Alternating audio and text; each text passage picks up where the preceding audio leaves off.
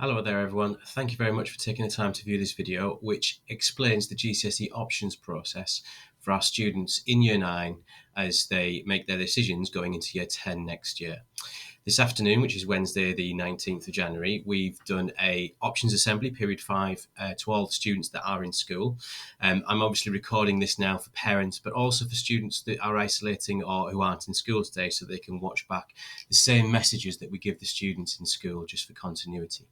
The students today will also receive a glossy booklet that will have a lot of detail in it, which explains the subjects themselves, and various other options and support that's available. So my job for the next 10 minutes or so is just to take you through the options process and the big picture, as it were.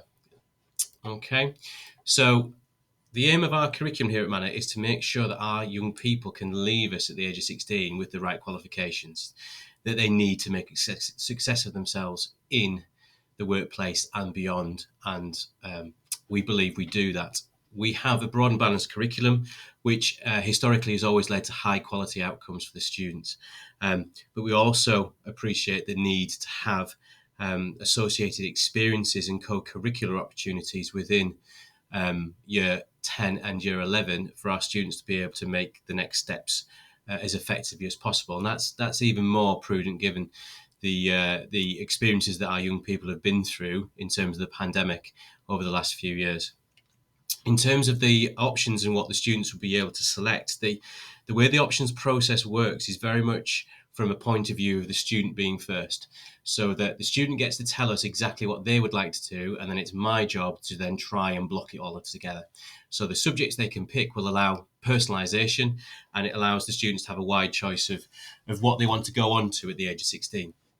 And as I've said to the students today in school, whilst this can feel like a massive decision, a massive process to be going through where you're kind of starting off with a lot of subjects and starting to narrow down to a few option choices, I should say, it's not the most important decision the students are going to make in their lifetime. The reason why I say that is that when they get to 16, that choice then narrows down further. So when our students get to, as our current Year 11s are, where they're making A-level choices, their subjects go down from 9 or so GCSEs down to either 3 or 4 A-levels, or potentially 1 or 2 vocational subjects. So whilst it can feel like a really important step, this one, just be aware that there's a lot of time to change your mind. There's a lot of opportunity to give for you to be able to kind of pick and choose and move around. There's lots of flexibility.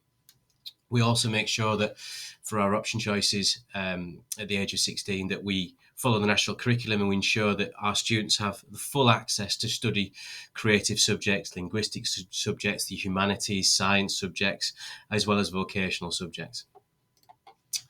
So in September, the young person in Year 10 will follow the curriculum that you can see on the screen there. So we have a core curriculum that is made up of English, Maths, Science and RS. Because we are a Church of England school, RS is very important to us, and it's part of our core curriculum that all students will take through to GCSE level. Okay, so in Year 10, the students' timetable will be made up of 4 hours of English, and how that will be taught for English will be a mixture of English language and English literature. The way that the English department teach language here at Manor is by way of carouselling, by way of interleaving the two subjects, rather than having it as two distinct and discrete subjects on the timetable. When I talk about the two subjects for English, I of course mean English language and English literature. At our school, we'll teach 4 hours of English literature for a set period of time, then assess how they've got on in that, then move on to English language, then come back to English literature, so that we're interleaving those subjects. And it's an approach that has been highly successful for our English department, our students. The progress of our English subjects is roughly around about plus 0.65 in terms of the added grade, in terms of the progress that students make in comparison to their target grade. So it's an approach that really does work well. The students in Year 10 will also have 4 hours of maths and 4 hours of combined science, For the 4 hours of science, if they could choose to go down the route of the combined science, they will leave us with 2 GCSEs. Combined science works whereby students will learn biology, chemistry and physics, and they'll have assessments and exams in biology, chemistry and physics, but they'll receive 2 grades on their CVs and in the summer when they leave us in year 11. In terms of combined science and triple science, I'll explain a little bit more about the differences a bit further on. For RS, again, every student, because it's a core subject for us, will have 2 hours of RS on their timetable. As well as the core subjects of English, Maths and Science, another core subject we have is PE, because we believe that mental health well-being is very important to our students, and part of that is being physically able and physically active. So we ensure that our students have 2 hours of core PE, which is slightly different to a number of schools, but it's an approach that we believe works well and shows the students have that balance on their timetable. In terms of citizenship and PHSE lessons, we're currently delivering those in drop-down days and informed tutor times. And then for today, the option subjects that I'm going to take you through, the students will be picking 3 option choices. Each of those options will take up 3 hours on their timetable. So they'll have 3 hours of option A, whichever subject they pick, in year 10, and that will continue into year 11. In year 11, it's very much business as usual, quite similar to year 10. The only thing that we do quite slightly tweak in year 11 is offer, instead of core PE, the second hour of core PE, a period of well-being, whereby we understand that students, when they get into year 11, can sometimes struggle with or perhaps need some extra support with the demands of the GCSE courses. So we offer a range of wellbeing activities for that 1 hour to allow the students a bit of space, a bit of time, just to come to terms with their timetable, as it were, and to ensure that we can support them as best we possibly can. So in terms of the options process, the takeaway from this slide is that the students will be making 3 option choices. So those option subjects are going to be personal to each student. They will be mainly a mixture of GCSEs and other approved courses. The majority of our courses that we offer are GCSE courses, but we also do offer BTEC courses, Cambridge Nationals, which are equivalent to GCSEs, which are vocational courses, as well as the Archbishop of York Young Leaders Award. Now, that qualification counts for the student on their CV. They will be taking it forward to employers. It wouldn't count for us as in school as a subject that we can use in our performance tables, but as a school, we very much believe in the importance of having that as an option to the students, because for those students who do engage with it and do go onto it, it's a very worthwhile course for them. So those 3 subjects, as I've mentioned, that the students will pick will start in year 10 and continue into year 11 to complete. Now, in terms of today, we have just delivered an assembly to all the year group in terms of this exact content, but we'll also be offering lots of information, advice and guidance. I've sent an email to parents as well that has attached on it a Google form that you or your child can fill in if they would like some support. Myself, Mrs. Curley, who is our careers advisor, and my curriculum team, we're going to do one-to-one support sessions for the students who would like it. Often in this situation, we tend to find around about 40% of students know exactly what they want to do, and it's quite straightforward to them. Another 40% kind of have an inkling, but they might want a bit of support, and around about 20% of our students just really need some one-to-one guidance. So what we will do is we'll offer our students all the opportunity to do that. You can just apply and click on a link and submit a Google form, and I will then sit down and have a one-to-one meeting with the student, about 15 minutes, one form time, where I'll take them through what each of the courses mean, talk to them about where they want to go for their future career, their future life, if they know where that wants to be. And we'll sit down, and hopefully in that 15 minutes, the student will be in a better position, a bit more comfortable with knowing which 3 of the vast number of GCSE subjects that they can pick that they'd like to go on and study. So those are the option subjects and what they mean. You might also hear as well throughout the remainder of this presentation the word Ebacc. The Ebacc is short for the English Baccalaureate, and that's a suite of qualifications that was introduced around about 6 or 7 years ago by the government that encourages students to keep their options open for further study and future careers. That collection of subjects you can see on the board, if a student was to pick all of those and study all of those, would allow the students to keep their options as open as possible when they make that key decision at 16 about which route they want to go down. They are English language, possibly English literature, GCSE maths, science, a humanity and a language. So Whilst the Ebacc isn't a qualification, it is a suite of qualifications, and it's something that the school is judged on, is held accountable for the number of young people that we have doing the full suite of Ebacc qualifications, the humanity and the language. We fundamentally believe here at Manor that every student has the right to study these subjects. We fundamentally believe that every student might want to pick those. And the subjects are made up, as I've said, of subjects that are considered essential to degrees and open up lots of doors. In addition, as I mentioned, the DfE introduced it around about 6 or 7 years ago, and they've encouraged us to push this with young people because of the studies that have been done around these particular subjects. Indeed, the UCL Institute of Education show that studying those subjects, that suite of qualifications, the humanity and the language, as well as the core that we already offer, provides with the students with the great opportunities and increases the chance of them staying on in full-time education. The Sutton Trust research, again, this is from the DfE website, reveals that studying Ebacc subjects can help a young person's performance in English and maths, and not just those subjects. So we do really value the Ebacc here at Manor, and we believe it is certainly a right, and it right for all of our students to be able to take that should they wish. Now, I mentioned previously that we also offer some other qualifications as well as GCSEs. They are technical awards. They are vocational subjects. They are things like Pearson BTECs. They're things like Cambridge Nationals.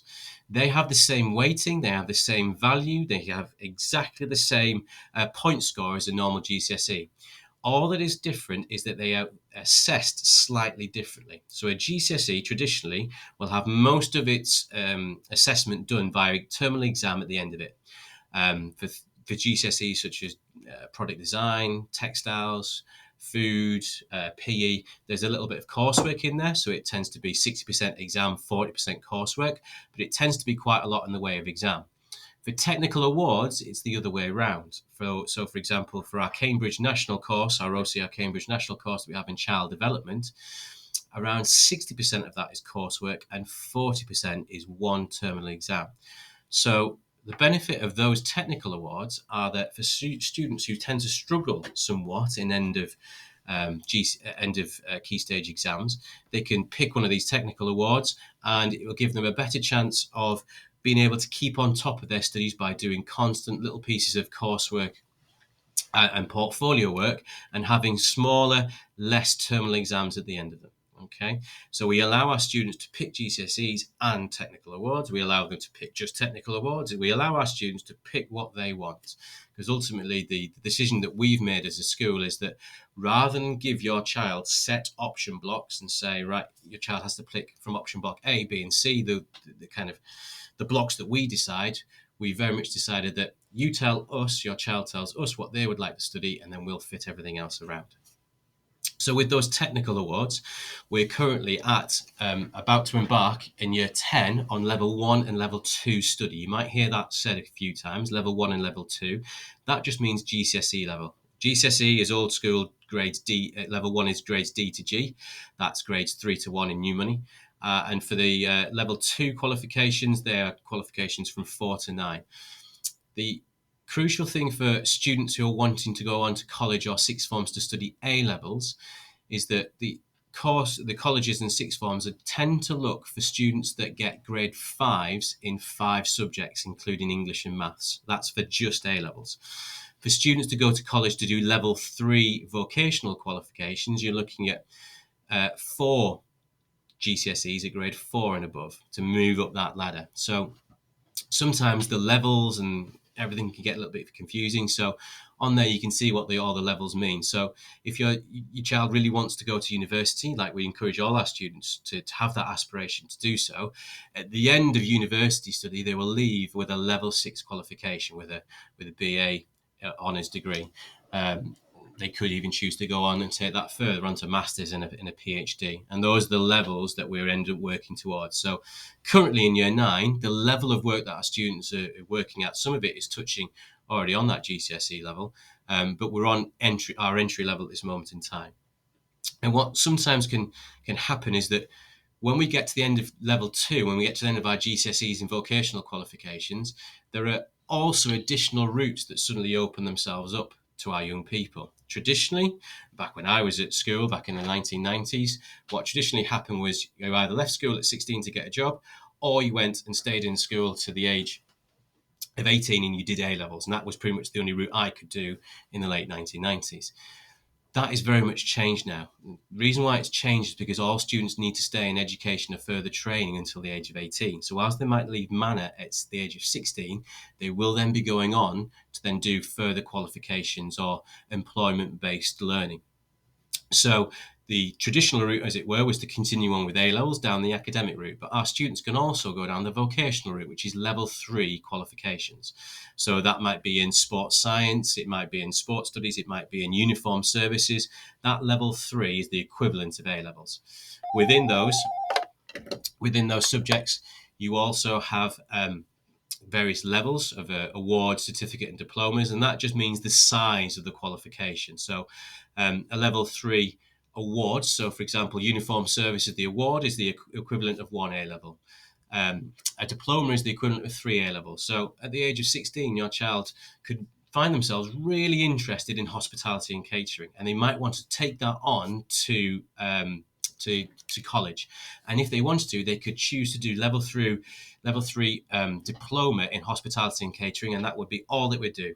That is a qualification that's the same size as 3 A-levels, so it's very chunky. The other route they could go down is work-based learning, which is more along the lines of an apprenticeship, which is basically considered as a job, but with learning alongside it. So essentially, the students apply for a job that they see advertised, and then that employer will train them up for that specific field. Our Year 11s have just done their taster days, their college taster days this past week, where a number of them have gone out to estate agents to look at being an apprentice for estate agents and in accountancy firms, in hair and beauty salons, for plumbers, etc. So it offers more work-based route to go down. Through that work-based route, however, it's important to stress that you can still progress up to degree level. One of my former students at a school I used to work at in Wakefield, she was part of my gifted and talented cohort of students that I mentored, and then she went on to do A-levels. And then at the end of A-levels, she wasn't sure whether university was her, and she took a gap year. Taking that gap year, she saw a job advertised in a law firm that was local in Wakefield. In that law firm, they then liked her so much they offered an apprenticeship. She stayed on, and she's now just about to complete her degree in law with that law firm, having done her work-based learning and our qualifications as well through that route. So whilst you might have in your head that a work-based kind of career pathway is a really good way of getting a job and some security, don't discredit it, please, for being able to progress even onto university level courses, because from my experience of working with young people in different local authorities, you can switch across. Okay, so that's kind of one of the things I've spoken to our young people in the assembly this afternoon about, trying to get ourselves out of this kind of mindset, of it were, I suppose, of trying to pick GCSE choices based on a career that they're going to do for the next 40 years. I think one of the things that the pandemic's taught me as a teacher and as a professional is that we're all going to have probably 1, 2, maybe 3 different careers in our lifetime. For me, I left university going down the actuarial science route, looking at being an actuary, before I changed to become a teacher. A colleague of ours, Mrs. Jones, who teaches French, worked in the tourism industry up until her mid-30s before she changed to become a teacher. Same thing for Mrs. Stevens, who's our hospitality and catering teacher. She changed to be a teacher later on in her career. Our young people are going to have the opportunity and potentially the desire to switch careers and have multiple careers. So we need to make sure that our curriculum can be equally as adaptive for that. As I've mentioned on one of the previous slides, in terms of the GCSEs, they've been reformed. So our GCSEs that perhaps you and I sat as parents, we had A's to A stars, or potentially even over old O levels. They've been reformed so that a grade C used to be a standard pass. That's now classed as a grade 4. The government now call that a standard pass, and the government call a grade 5 a good pass, whereby a grade 5 is the equivalent to a C plus or a B minus.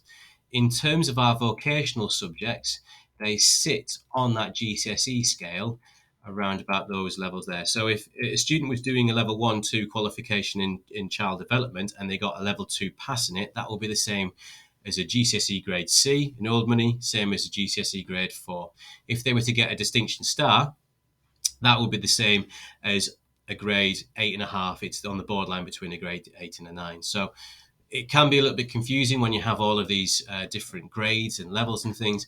And your first report, your child's first report for year 10 will have this same slide on there so you can understand what everything is equivalent to. So that explains the kind of thought process behind it as a school. And then here I have all your option subjects.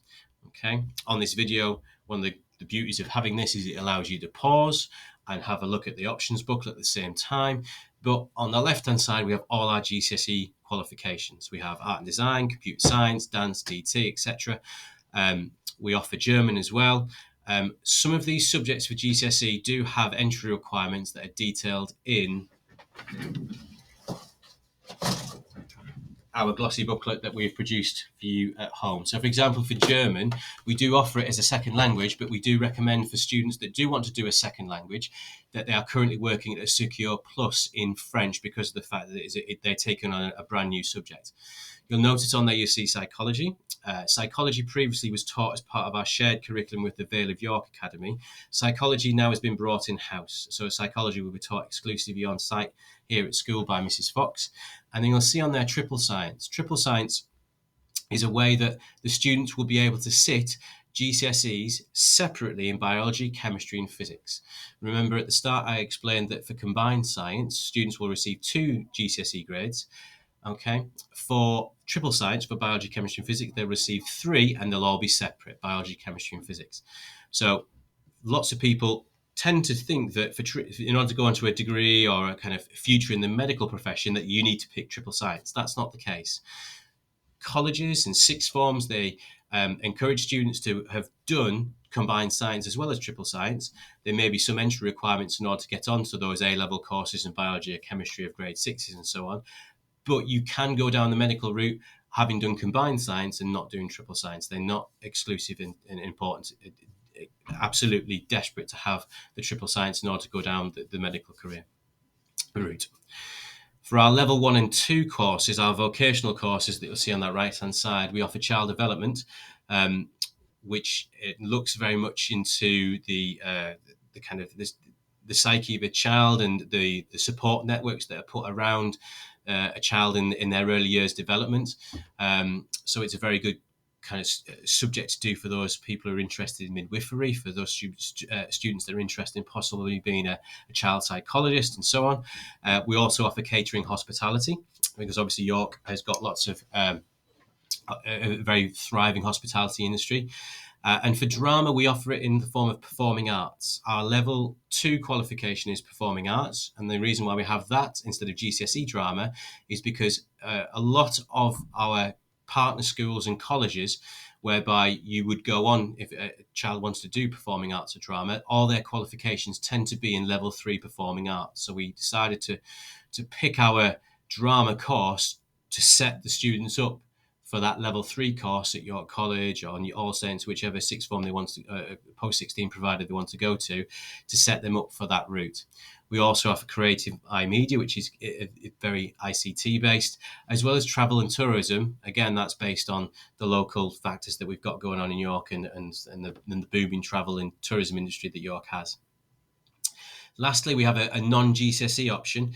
This would still go onto a student's CV. It's entirely worthwhile for employers and it counts fully for students to study. It doesn't count for us as a school on our kind of performance tables, but as I mentioned previously, we believe it's a really valid course and a really worthwhile course to have. It in terms of what it is. The Archbishop of York Young Leadership Award encourages students to work in the community. It encourages them to see how they can have a community impact, how they can help to take ownership of their own decisions and lead on a community level. So those are our option subjects. In terms of the new subjects, in case you wanted to speak to some of these members of staff at Parents' Evening, these are the subjects leads that have ownership of those subjects. For parents' evening, that will be next week, next Tuesday or the Tuesday the 8th of February, depending on which side of the year group your child's in. You can email those members of staff to request an appointment and they will book you in directly. So, for example, if you wanted to know a little bit more about the child development course, or your child was really interested in that course, you could email Mrs. Hill just to ask for an appointment, and then she would book you in so she could talk you through what child development means a little bit more. In our options assembly today, Mrs. Hill has actually spoken to the year group as a whole to talk to them about what the course is, some of the requirements, so they can give a bit more of an insight to the students in school. But those are the subject leads should you wish to contact them. So the key point of everything I've built to today is in terms of what we want your child to study, what you want your child to do.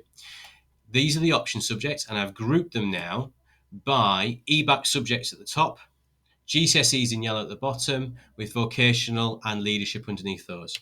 In terms of what we would like to happen, we want our students to pick 3 subjects plus 2 reserves. And the only rule that we have is that the students must pick at least 1 Ebacc subject. And that's to ensure that our students keep their options open for as long as possible. They must pick at least 1 Ebacc subject. Many of our students might want to also do want to pick a language in humanity and do the full Ebacc, not the Ebacc qualification, but the full Ebacc suite of qualifications. Our students may even want to pick all 3 choices from this box. I know a couple of students in year 8 who are very keen on doing French, geography and history, and that is absolutely perfect. That's great suite of qualifications for keeping their options open, especially if they're not too sure about which kind of career or which kind of post-16 options route they want to go down. However, if a child or a young person wants to pick just one of those, they'll then be able to pick 2 more from any of the subjects underneath that as well. Okay, so we're asking our young people to pick 3 subjects plus 2 reserves. At least one of those must be from the top line for the Ebacc. Okay, how they will do that is on a Google form. So the Google form will ask them, choice 1, which Ebacc subject do you want? So they'll pick one of those top subjects. Choice 2 is then their next favourite subject. And if they wanted to, the young person could pick French or computer science or triple science in addition to the Ebacc subject they've already done. It's very self-explanatory on the form. Okay. Now, in terms of the opportunities that offers, it means that our students are going to leave us with, on average, at least 9 GCSEs. So they are English language, English literature, maths, at least combined science, which counts as 2, and then RS to take it up to 6. 3 choices then take that up to 9. We also offer extracurricular subjects as well to take it up to 10, possibly 11. They are further maths, they are Latin, they are ISSP additional subjects, potentially astronomy that's run through Mr. Minton and the ISSP. As I've mentioned, the curriculum and those option choices allows your child to mix and match between GCSEs and vocational. Okay, a full range of creative subjects, as I've all mentioned, and then the ability to specialise. Going back to our options slide, the key thing I just must stress is that every child in the school must pick 1 Ebacc subject, and that is the same for every school across the country. Okay, and that is to ensure that our students get a broad and balanced curriculum. Try and keep as many doors open as long as possible to the age of 16, when you can then truly specialise and come down from 9 GCSEs down to 3 A-levels, or from 9 GCSEs into 1 vocational subject. So, in terms of the process and the timeline, this afternoon I've delivered the assembly to Year 9, and I've emailed all the students an email with a Google form link which allows them to make their decisions. I've included that on the email I've sent to parents too.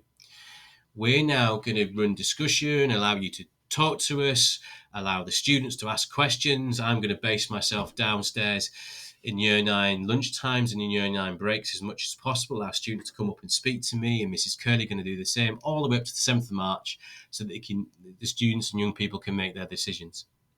So that gives us around about just under 2 months to kind of make those decisions for those 3 subjects and 2 reserves. Our reports, our first academic report, we've we are going to release tomorrow. That's Thursday, the 20th of January. And then we've scheduled 2 split parents' evenings. The reason why we split parents' evenings this year into Abbey and Wentworth on the 25th of January and Kings and Stewart on the 8th of February is to allow everybody the chance to see who they want to see in terms of current progress in lessons, but also to ask questions of the staff in terms of GCSE options. That would be quite difficult to do in a normal large-scale parents' evening, so we split it up into 2 smaller parents' evenings to allow you the chance to do that.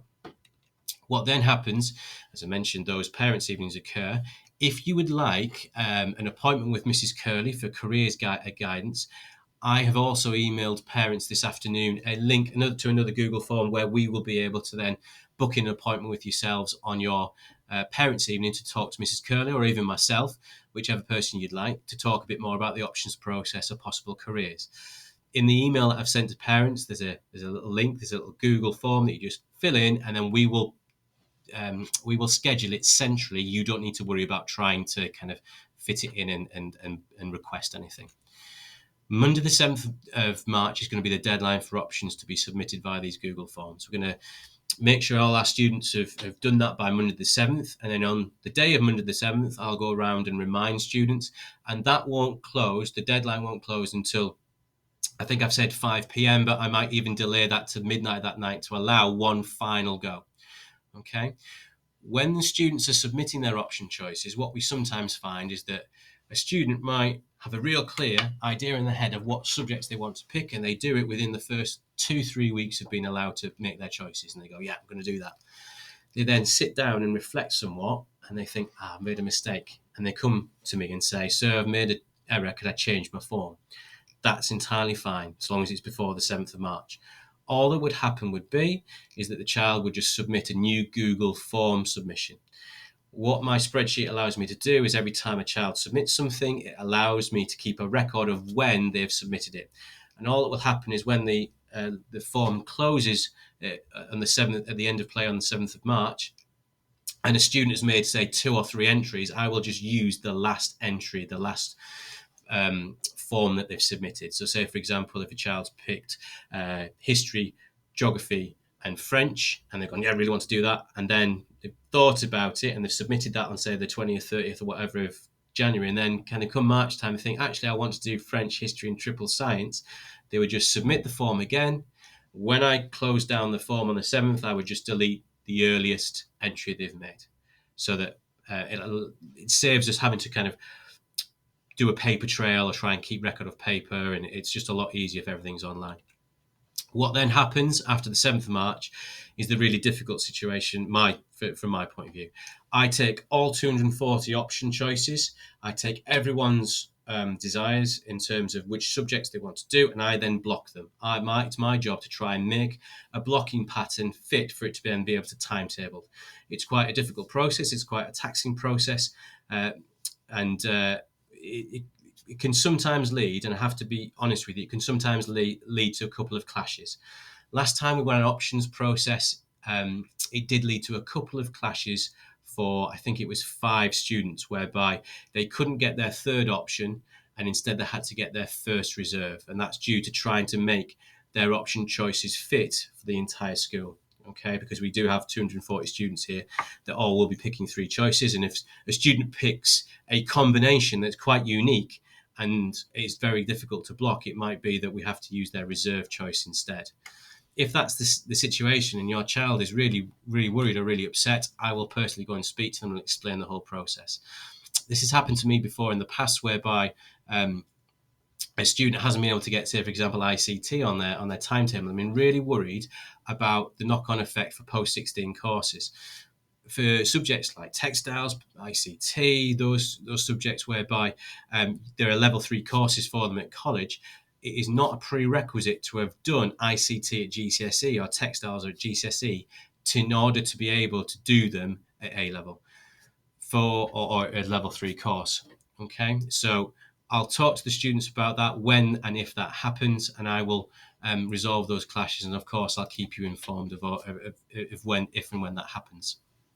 When May comes around, the students will be informed by letter of their confirmed choices. Okay. Oh, I should mention in that May point, when students receive that letter, what often happens, we often then have students say, I've made a decision. I think I might have made an error here. I'd like to change. So at May time, we don't normally allow students to change their choices at that point until September. When September comes round and everything's into the new timetable and they've had a couple of lessons in it, that's the point when we allow students to change and mix and match. Okay, we allow students to change up to the October half term, and then at the October half term, there's usually around about 20 lessons have gone. We then say, if you wanted to change any option choices, you need to have done so by that point, so that we can then move on and get on with the teaching and learning for the rest of the year. This year, there will be a couple of students, a handful of students in technology in particular, whereby they've had access to all the rotations of the subjects, but through a little quirk with how the timetabling has worked, it might be that one or two students have not quite yet had the chance to experience the practical side of, say, food or product design, due to lockdown and due to bubbles being in existence last year, where this year group had to be taught in classrooms rather than a practical space. For the handful of students that applies to, if they've then picked, say, for example, food technology, and they realise food and nutrition, and they realise they've made a mistake and like to make a choice, but they hadn't had a chance to actually do that as a practical option, that's when we will be able to change it for those small handful of students as a one-off this year, because of the restrictions and the difficulties that we're working with the pandemic. So, in terms of the support that we're going to offer your children and our young people, as I've mentioned, this Google Form link has been emailed to all the students so they can request a one-to-one. We automatically do a one-to-one session with all our young people who have additional needs in terms of EHCP. That will be with myself, Miss Scorm, who's the acting Senko, Miss Hudson, who's the assistant Senko, as well as a teaching assistant, the teaching assistant that works most with your young person, so that we can sit down and explain things really slowly and ensure that the young person understands exactly which route they want to go down. So we offer that support.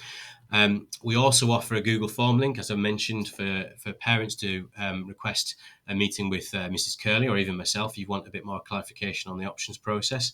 So we offer that support. We offer lunchtime drop-ins with Mrs. Curley. She has our careers office staffed Monday to Wednesday, where students can go and pop and see her with a question, a query, a little off the top of their head chat.